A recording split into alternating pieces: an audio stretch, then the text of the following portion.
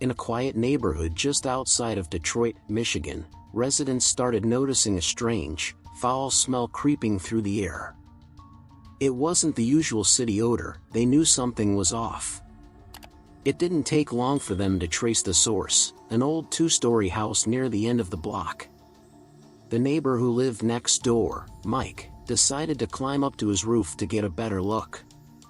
What he saw shocked him to the core: 3 large dead dogs lying motionless on the neighboring rooftop. Word spread fast.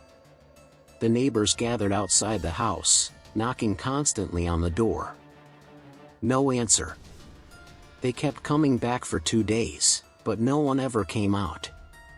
The owner of the house, a guy named Adam Carter, was nowhere to be seen. That's when someone finally called the police and fire department. They arrived and broke into the house, prepared for the worst. But no one was ready for what they found. Inside, they discovered that Adam was dead, but the real mystery was how and why. The scene didn't make any sense.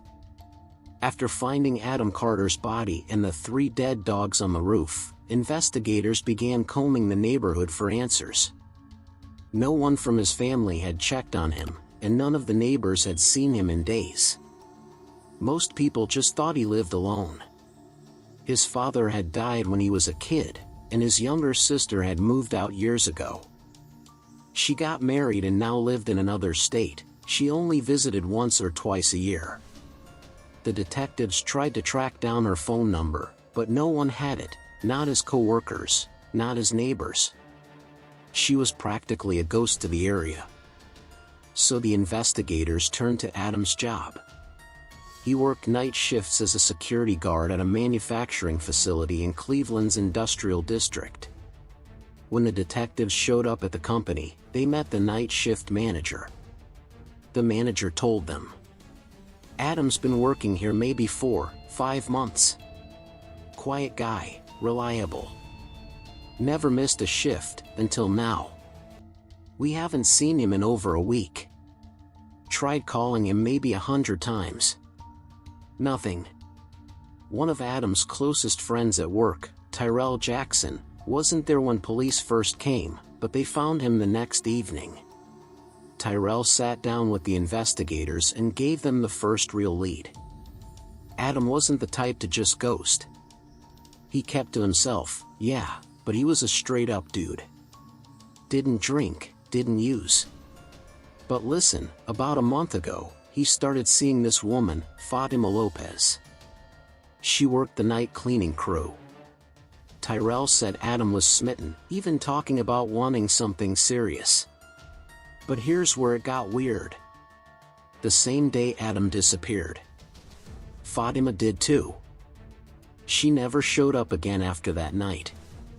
Neither of them answered their phones, and neither came back to work.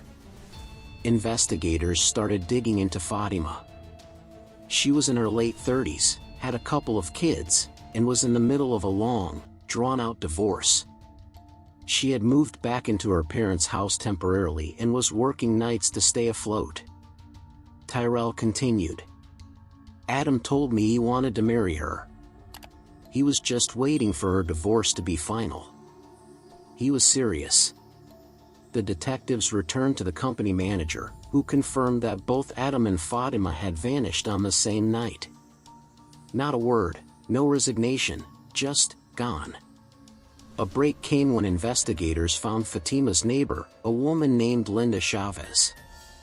She told them something strange. Fatima stopped by that evening to say goodbye. She said she and her husband had reconciled and she was taking the kids back to live with him. Said she was quitting the night job, going to try again for the family's sake.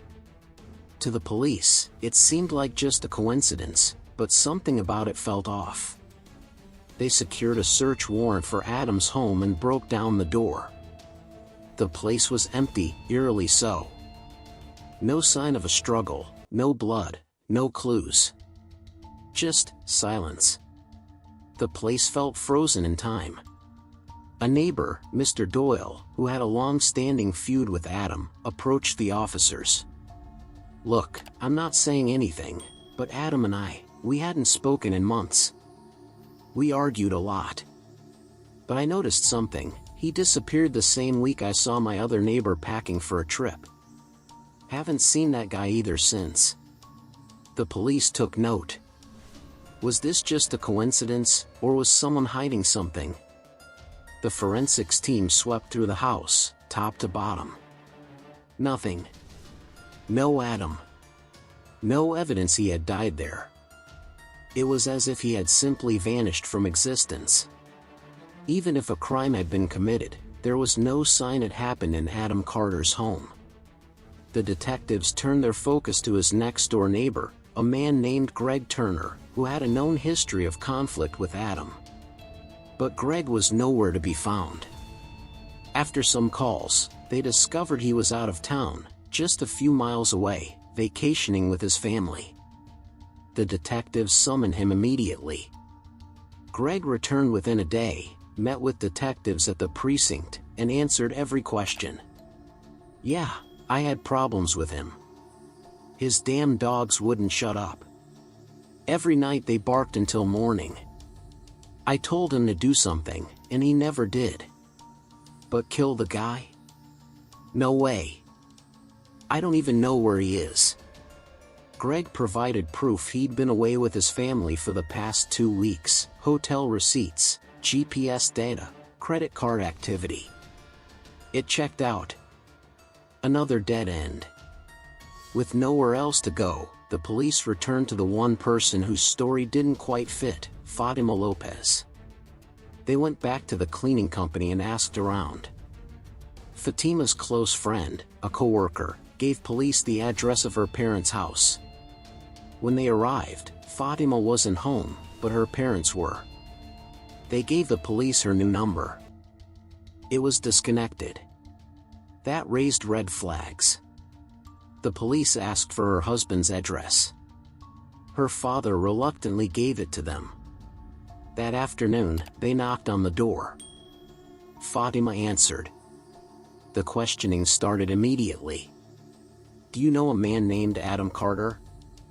Yes. I mean, kind of. He worked security. I cleaned the floors at night. I saw him around. Just hello and goodbye.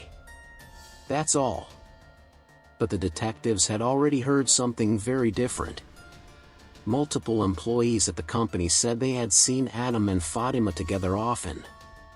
Some even said they were dating.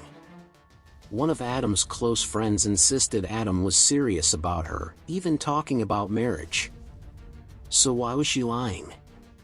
The officers told her that they had obtained her new number, not from her parents, but from coworkers.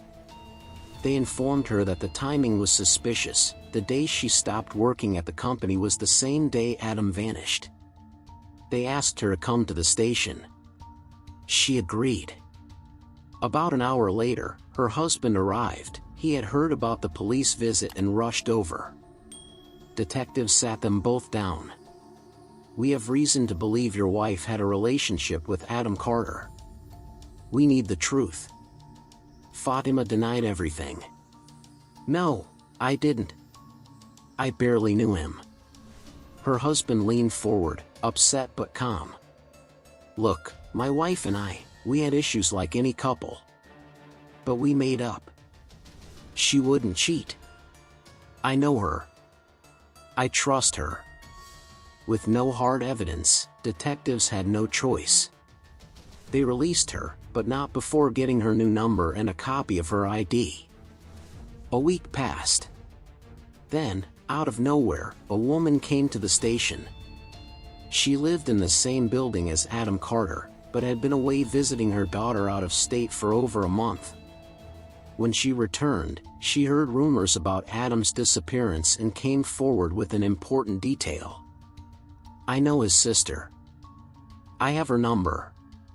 It was the break they needed. They called Sarah Carter, Adam's sister. No, I haven't seen him. I haven't heard from Adam in 2 months. They asked her to come in for questioning. Sarah showed up the next day. Adam and I, we're not very close. I'm married. I have kids. We talk sometimes. A few times a year. I didn't know anything was wrong. The detectives pressed further, but for now, she had nothing more to offer. Adam Carter was still missing. And the only person who might know where he was lying. The disappearance of Adam Carter had officially become a mystery. There was no body. No sign of struggle. Nothing, except a phone. Detectives finally got a court order to run a forensic trace on Adam's last known phone activity. What they discovered changed everything. Adam's phone had gone dead, exactly the day he vanished. Not only that, but the last number he called before disappearing? Fatima Lopez. The very same woman who told them. I barely knew him. They now knew she was lying. The records showed Adam and Fatima had been calling and texting daily, sometimes for hours, over the past month. Detectives showed up at her house again, but this time, no more nice talk. They brought her in. She acted innocent, even defiant. Why would I have his number? I already told you, we weren't close. But they confronted her. You talked to him for hours. We have the logs. Don't play games with us. Where's Adam? Still, she denied everything. I didn't talk to him. Maybe he called me once by mistake. Detectives had enough. They told her she wasn't going home until she cooperated. She'd stay in the holding room until she talked. They got up to leave, and just as they reached the door, her voice stopped them. Wait. She broke. Tears welled in her eyes. I love my husband. I married him because I loved him. Fatima began to explain her story. She had a husband and 2 kids, a boy and a girl. But the marriage started falling apart. Her husband stopped providing, started drinking, going out late with friends, and the fights grew constant. Eventually, she left him and moved back in with her aging parents. They were sick, barely working, and she needed money. That's when she took the janitorial job at the office. About 6 months into the job, Adam started working night security. At first, we didn't talk. But later, we started getting close. Soon, they exchanged numbers. Then came the calls. Then the late-night meetings. It wasn't just physical. He cared. He wanted a future. He said he'd marry me. He said he'd raise my kids like his own. He even showed her a new apartment he'd just bought. He told me to go to court. Finalize the divorce. Then we'd be together. But there was one problem, her husband wouldn't let go. He kept stalling the court process. Telling her he still loved her. That their family could be whole again. One night, while she was home alone, her husband showed up. He told me he heard I was seeing someone from work. A security guard. She denied it. But he wasn't convinced. He grabbed her phone, stormed outside, and went through it. He found the number. Adam's number. The next day, her husband called an old friend, someone he grew up with. He said one thing. Come over. Right now. It all started with a call. Fatima's husband, Victor, was furious. He called one of his old friends and said, I found out who it is. That guy messing with my wife. I need you to drive me. The friend didn't ask questions. He just showed up. Victor jumped in the car, dragging Fatima with him, putting her in the back seat. As they drove, they ran into a third friend, a local tough guy from the old neighborhood. He was wild, no fear, no filter. What's going on? Some guy's getting too close to my wife. I'm done playing. The third man got in. Now there were 3 of them. Victor turned to Fatima. You're gonna call him. Set up a meeting. You'll tell him to meet you at the park, next to the woods. You know the place. Isolated. No one ever goes there. She hesitated. He didn't ask twice. Fatima called Adam. Can you meet me by the garden next to the forest? Just for a few minutes before work. Adam replied. Now? You sure everything's okay? Yeah. I just want to talk. Adam said he'd grab a taxi and meet her in 15 minutes. Back in the car, the two friends were hyped. Let's get this guy. Teach him a lesson. No, Victor snapped. If he beats me, fine. You stay out of it. This is between me and him. Minutes later, a taxi pulled up by the edge of the park. Adam stepped out, carrying his work bag. He spotted Fatima walking from a side street and smiled. They stood by the sidewalk, talking quietly. Then, the car crept forward. The three men stepped out. Victor told Fatima. Get lost. Go home. She hesitated. Go. Then he grabbed Adam. You think this is a game? You don't know who you're messing with. They shoved Adam into the car. Fatima, scared and crying, turned and walked to the nearest road, caught a cab, and went home. Inside the car, Victor and Adam sat in the back seat. Victor didn't wait. You know who she is.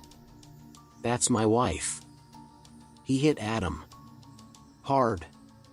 You sleeping with her? You think that's funny? Adam tried to defend himself. I didn't know she was still with you. I thought you guys were separated. More punches. Adam tried to cover up. Shut up. That's the mother of my kids. You stay away from her. They kept driving. Deeper into the woods. According to Fatima's testimony to the police, Victor came home that night and said, I taught him a lesson. I don't want you seeing him again.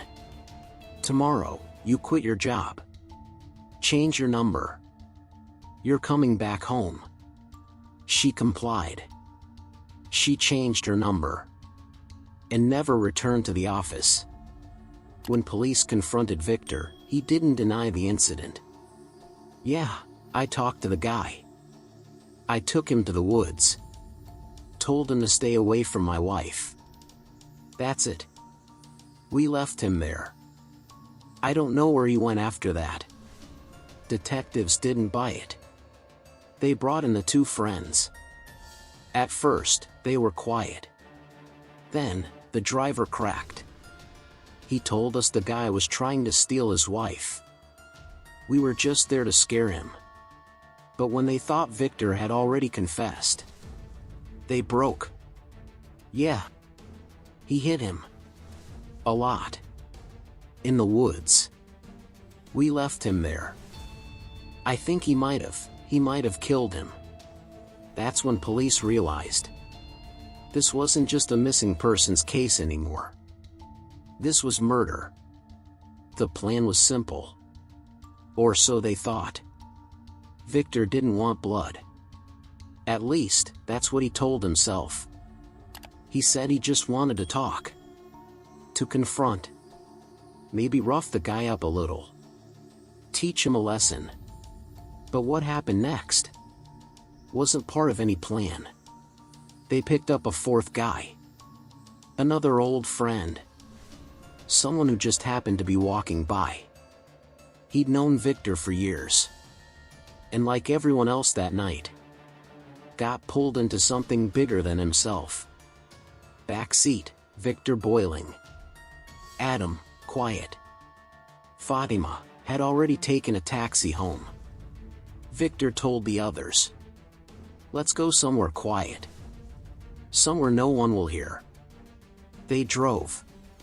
Beyond the forest. Past the collapsed fence. through the remains of an abandoned olive farm. Nothing but silence. They dragged Adam out. And then it started. Victor threw the first punch. What was between you and her? Another punch. Tell me. What were you doing with my wife? Adam tried to explain. Victor didn't listen. He hit him again. And again. The others froze. What was supposed to be an intimidation turned into a beating. Adam fell. Blood leaking from his mouth. From his head. Victor lost it. He grabbed him by the hair. Slammed his head into the dirt. Again. Again. The others started shouting. That's enough. He's not moving. Victor, stop. But it was too late. Adam was unconscious. His body limp. Blood soaking into the earth. The three men stared at each other. One whispered, I think he's dead. Panic. Shouting. What did you do? You killed him. No one saw anything. No one says a word. Victor dragged the body behind the old barn. There was an old pit, maybe used for tools. Or waste. He dropped the body inside. Covered it with dirt. Branches. Debris. Then he turned to the others. You don't know me. I don't know you. Say anything, and you're next. That night, he returned. Alone. On his motorbike. Carrying a bottle of gasoline, bought with his last 10 dirhams. He poured it over the pit. Over the body.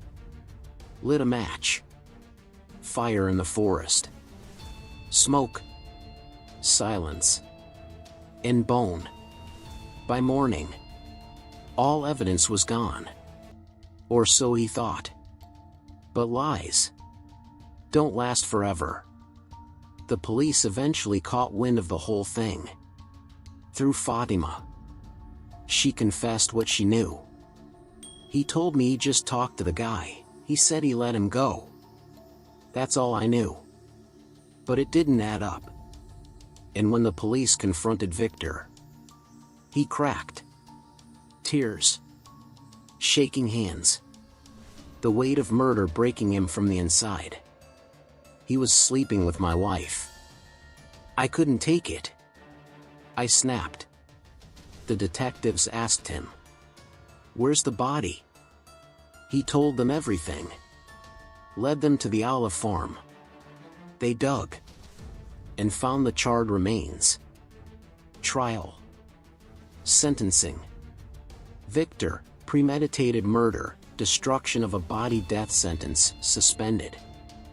His two friends, even if unwilling, they were part of it, 15 years each. Fatima, though unaware of the crime, she was involved indirectly 1 year and 6 months. A case that started with jealousy. Ended in fire. And prison. If you know a place full of drama and problems, stay away. Some people lose their lives just for being at the wrong place. At the wrong time. Share this story. Let others learn. Anger, jealousy, and revenge don't bring justice. They bring tragedy.